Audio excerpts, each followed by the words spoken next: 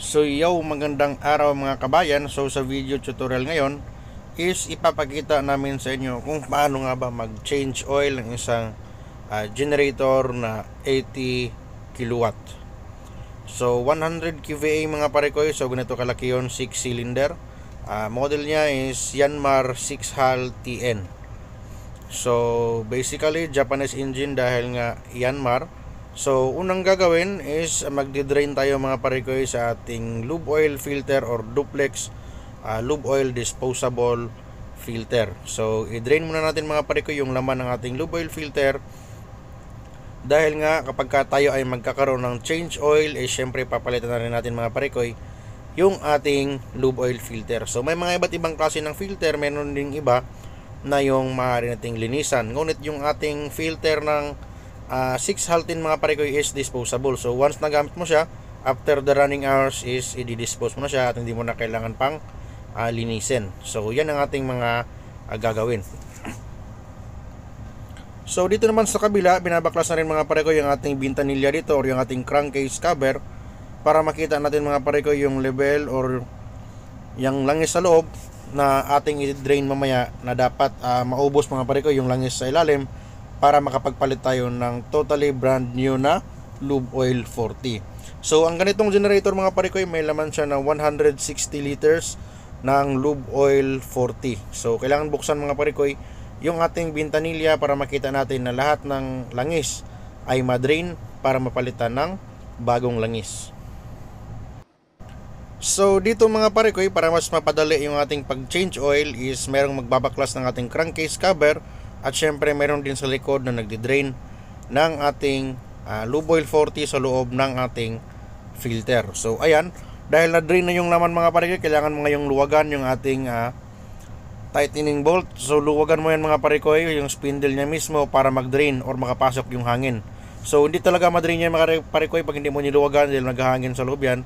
So kailangan mong luwagan yung spindle niya para magkaroon ng singaw sa taas, para totally ma-drain yung loob ng iyong filter. So pag hindi mo to ginawa mga parekoy, pag baklas mo nito, syempre magugulat ka at magiging madungis yung ating trabaho. So may mga procedure na ginagawa mga parekoy. So ito basic lang. So kapag ka marunong ka nito, so congrats dahil alam mo na yung iba't ibang procedure sa pagkakaroon ng paglilinis ng ating mga filter or pag change oil. So dito babaklasin na rin mga parekoy yung ating isa pang crankcase cover. At dito makikita nyo naman tapos nang i-drain yung loob ng ating duplex lube oil filter. So kapag napansin nyo mga parekoy, natulo na lang yung nilalabas ang ating filter, is pwede mo nang alisin yan dahil hindi na masyadong madungis yan. Pwede nang lagyan ng estupa, hindi katulad ganina na bumabaha talaga pagka-drain ng ating lube oil 40. So ayan mga parekoy, tatanggalin mo na lang ngayon yung ating spindle ng ating lube oil filter. So basic lang yan. So sa kabilang bahagi naman ay babaklasin mo rin, parehas lang sa ginawa sa ating starboard side na lube oil filter. So sa pagbabaklas dito, basic lang, hawakan mo lang yung katawan niya at syempre pag nakuha mo na, itaob mo mga parekoy para ma-drain yung dumi sa loob ng ating lube oil filter cover. So ayan, silip naman tayo dito sa kabilang side. Makikita mo mga parekoy yung ating crankshaft, yung ating journal, lower end cap, yung ating connecting rod, at syempre sa ilalim mga parekoy yung ating lube oil 40. So ayan, so sa mga nagtatanong ano yung laman ng makina, so yan lang mga parekoy: crankshaft, connecting rod, lower cap, main bearing, connecting rod bearing. So lahat ng moving parts nasa ilalim na yan. So ngayon dahil okay na, nakikita natin visible na sa atin yung langis, is pwede natin i-pump gamit yung ating priming pump. So dito mga parekoy, mapapansin nyo, binobomba lang para ma-drain yung ating langis dahil nga hindi natin pwedeng i-drain yan sa ilalim ng ating bilge dahil napakahirap nitong linisin mga parekoy. So gagawin mo, i-pump mo lang gamit yung ating priming pump. So selection switch, lagay mo dito mga parekoy sa outboard. So di mo kailangang buksan papunta sa iyong filter.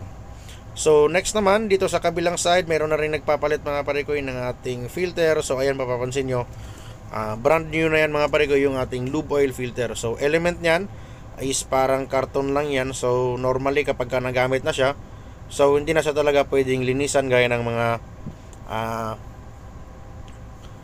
stainless na mga oil filter. So dito mga pare ko disposable. Kung makikita nyo naman, parang karton lang yan na nakakapagsala ng ating mga lube oil 40. So unang gagawin pagka bili ng ganyang uri ng filter, may pataban na yan mga pare ko na o-ring dito sa kanyang itaas na bahagi, at syempre meron na ring o-ring mga pare ko sa loob ng ating spindle.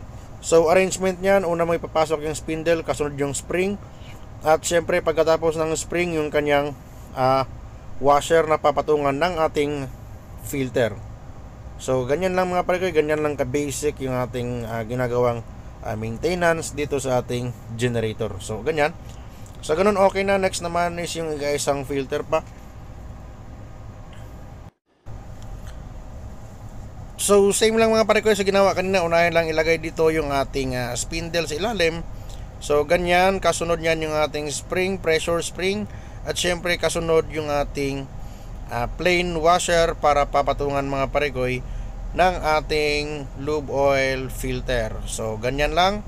So wag kalimutan, papalitan na ngayon mga pare ko yung ating bagong o-ring sa itaas na bahagi ng ating lube oil filter mismo. So ganyan, papalitan lang ng o-ring yan, dahil kapag ang o-ring na gamit na, syempre mainit yung langis natin. Kapag used na yung o-ring mo, kung ibabalik mo yan, naka-flat na yan, so hindi na totally mag-airtight seal yan, magkakaroon ng leaking yan, or tatagas ngayon dito yung iyong langis sa iyong filter cover.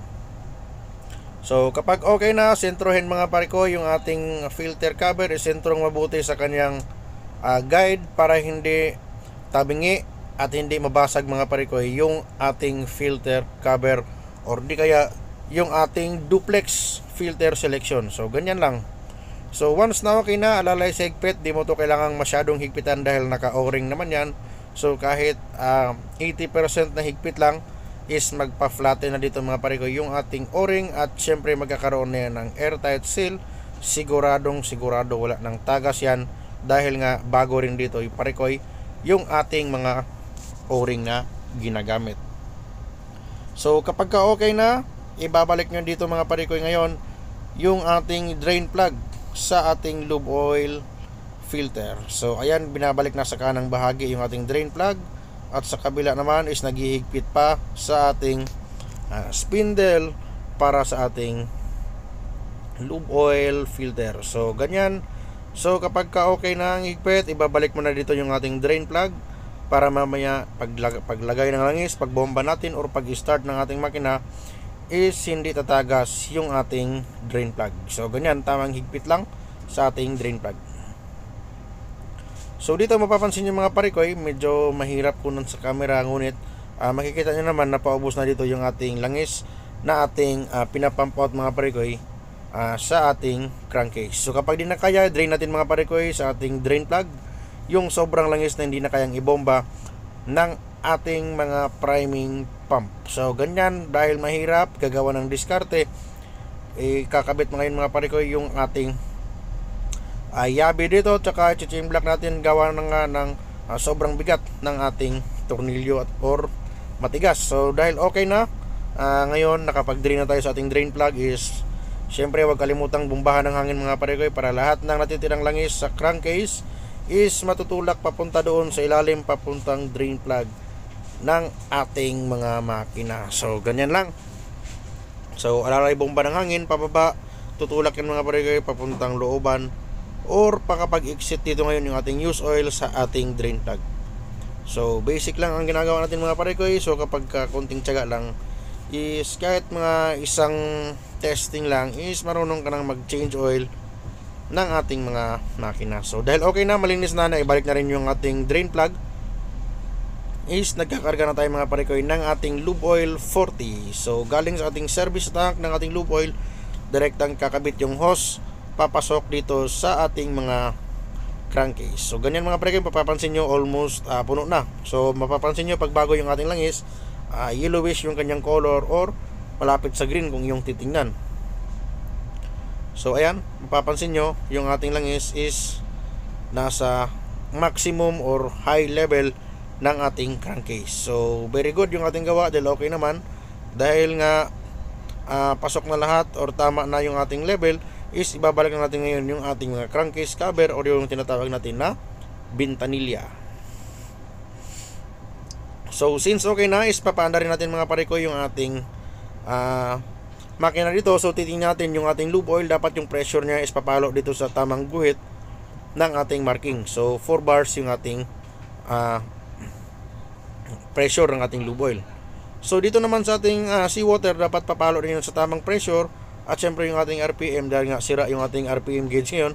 So makikita nyo, papalo-palo yan mamaya. At ngayon is buksan natin yung ating battery at doon natin i-start sa ating main switchboard sa control room. So dito pwede natin i-start yung ating generator number 1.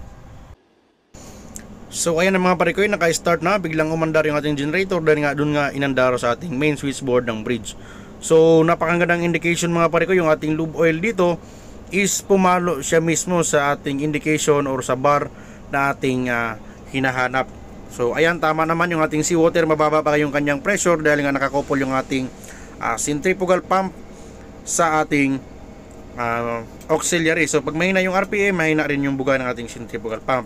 So check na rin natin mga pare ko yung ating ginawang duplex filter. Dapat walang leaking yan, walang leaks, para mas maganda or hindi babagsak yung ating lube oil pressure. So maraming salamat sa inyo mga pare ko.